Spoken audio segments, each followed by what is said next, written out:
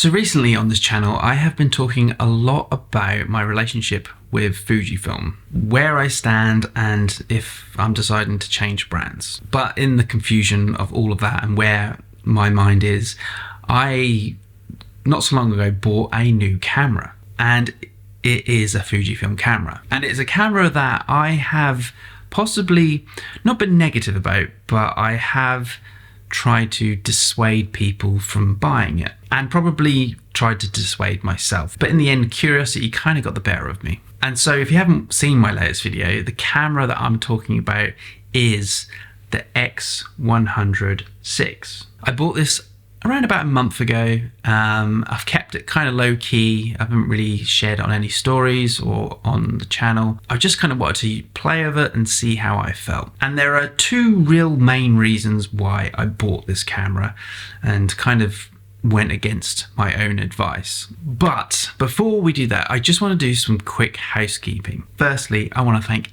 everyone who has subscribed lately. It has been a phenomenal rush to the 10K mark, and it looks like, hopefully, fingers crossed, we're going to get there in the next day or so. So I'm so thankful. And if you haven't subscribed yet, please do so now. I have tons of videos coming out in the new year, and yeah, I just can't wait to show more of you what is in store for 2025. And the second bit of housekeeping is that this is the last chance to get yourself on the waiting list for my one-to-one mentorship course. Now, that doesn't mean that you can't do the mentorship course if you don't put your name on there. However, if you do put your name on the waiting list, you will get a significant discount and you will be the first to hear about it and what's involved. So I really do advise signing up if you are interested. It is free. You're just going to learn more about it. You don't have to do the course. It just plonks your name on a waiting list, and I will send you an email in the next couple of weeks detailing everything that is involved in that course in 2025.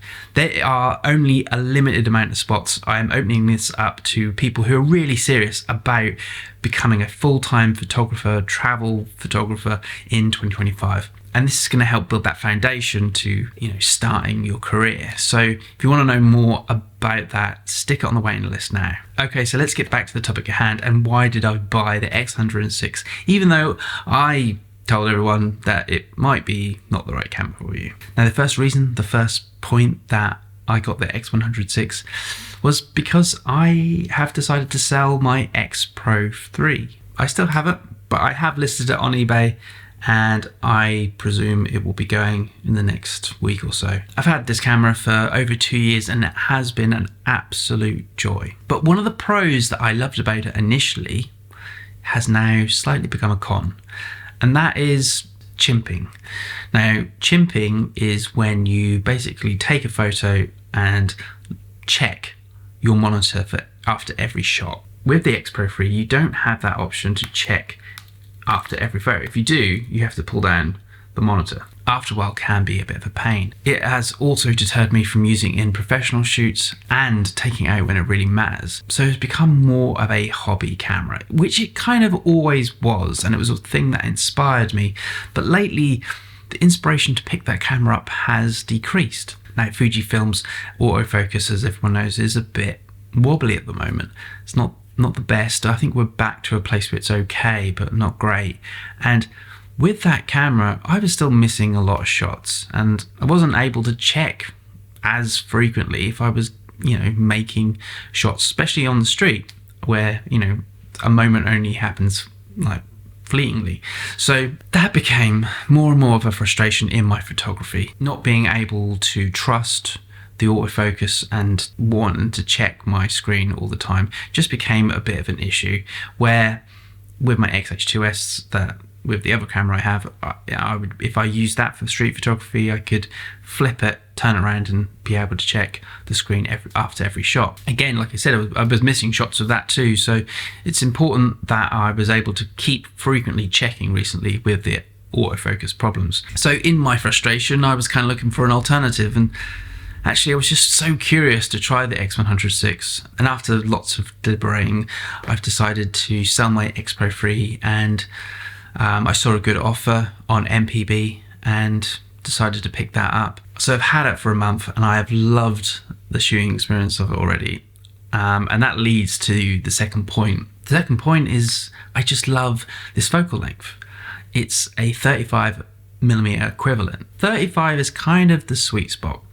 It's wide enough to get enough information coming through your photos, but close enough to do portraiture, detail. It's a focal length that for this year going ahead in 2025, I really want to master. I've been drawn to a 35mm focal length for some time now, and I really think, especially while, using it for street and travel photography, and with many trips planned for the next year, I think it's just going to be great. The form factor is wonderful. I love it so much, and pairing this with my Ricoh GR3X is going to be fun. I've already made like a little showdown video where my friend Sean Dalton and I kind of pitted them against each other. It was just a bit of fun. You can find that on my channel. So yeah, I've been taking this out every day. This lives around my neck, and I've really enjoyed taking photos again. And I think and hope for the year ahead, this is probably one of the main cameras I'm going to be using. If you see a photo on my Instagram, on my community posts, it's going to be from this. So in short, it doesn't look like I'm going to be moving too far away from Fujifilm. However, I am going to be looking at alternatives to my workhorse, my X-H2S. Nothing is definite, nothing is planned, but I am looking at what else could be more beneficial to me and my workflow.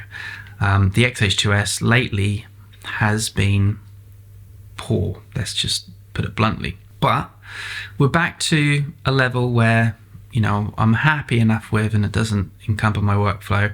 But I'm interested. I'm almost down the other rabbit hole, and I've been looking at other cameras, and I'm interested. I'm interested in looking at, what could help me. So anyway, this is just a brief video just to let you know where I'm at, what I'm doing, and what gear I've got. Thank you again if you have subscribed. It really does mean the world. Go check out my one-to-one mentorship course. And if you've purchased anything from my store this year, I just want to say a big thank you to you as well, because that really does help me continue this work on this channel. So I'm so appreciative. You guys are the best. And yeah, I'll see you in the next one.